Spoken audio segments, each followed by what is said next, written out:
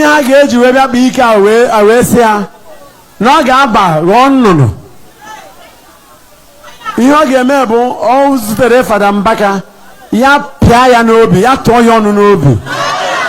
People that want to eliminate Reverend Father Mbaka or tarnish his image or try to tarnish, in fact, close the Adoration ministry.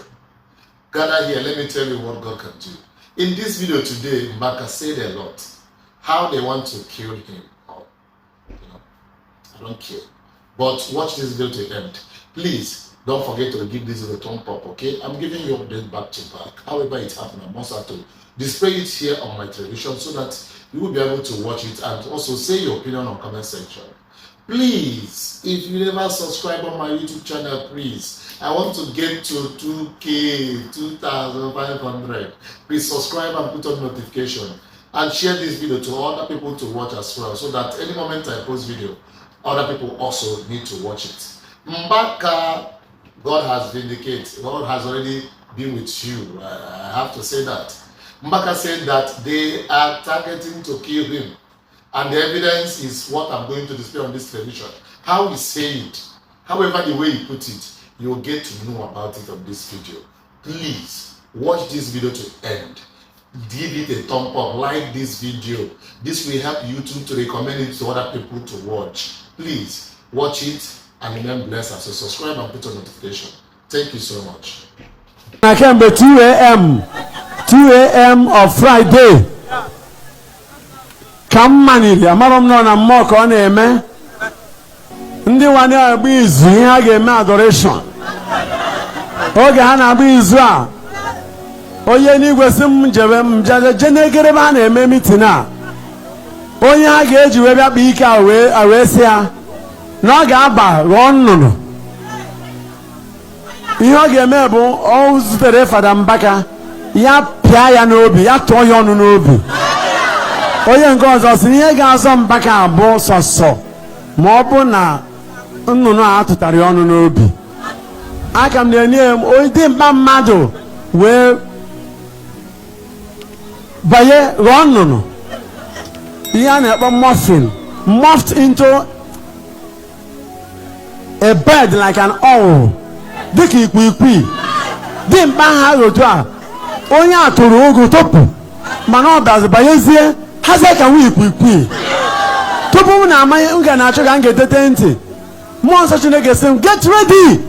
Ihe a pụọ ka lightning n'etiti obi m ka ọ bịara ịda nkụpụ ya.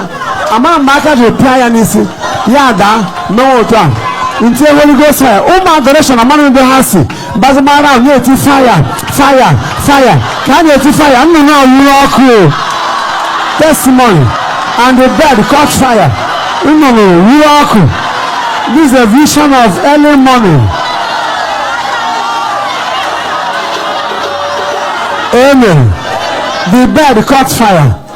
Wee gbarie. A na-etikwe fire. Ka anyị pụọzịa, mmụọ nsọ Chineke sị m no, not yet over. Go there and march upon that burnt bed. Just as here, because if you leave it like that, it will be re-energized again. Scatter the ashes. Ndajide ntụ ya, zọsacha. Bosa, ndị otu ha niile dị ezi aka na-agba. Ha na anya mmiri na-eme. Ka ọ pụta ihe n'aha Jizọs. Asị gị n'ime uchicha isi iri m ọkụ. N'ebe a mụ na gị nọ kịta, imetụ m aka n'isi a, idote akwa ọ ga-eghewu. Onye ka na-asị na o nwere ihe hụrụ na mmụọ wee tiwe. Ya ka ha ji wedi sustain praises. Our God is a visionist. He reveals visions. O mechagokwe na mmụọ. Ebere emere m onye nke ahụ. Nke ekwe m ọsha. Ụbọchị ọzọ jee agha mmụọ. Onye Chukwu gọziri aghọ onye mmadụ amarụ. Ọ na-abụ gị ka ha na-aghọ bịa na-ememi na unu.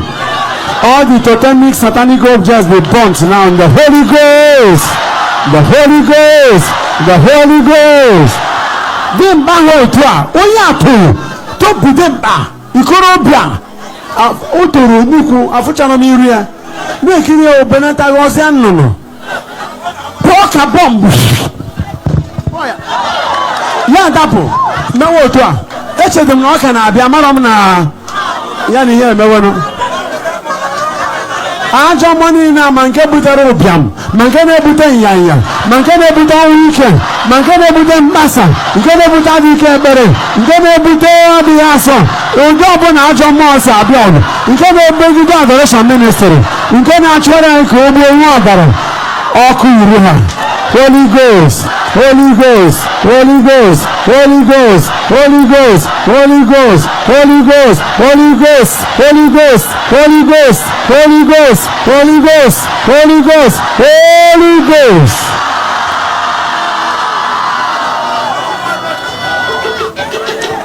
Ọ ga-adịrị unu na mma. Ụmụ Adoration ndị ọma, agọzikwa akara aka unu. Ihe ọma Chukwu na-enye ndị ya akọkwa na unu. Ihe ọma ọ bụla ibu n'uche bịa ekpere taa, whatever that is good that you have desired, which prompted you to be here, may that be your portion. May they all be your portion. It is well with you.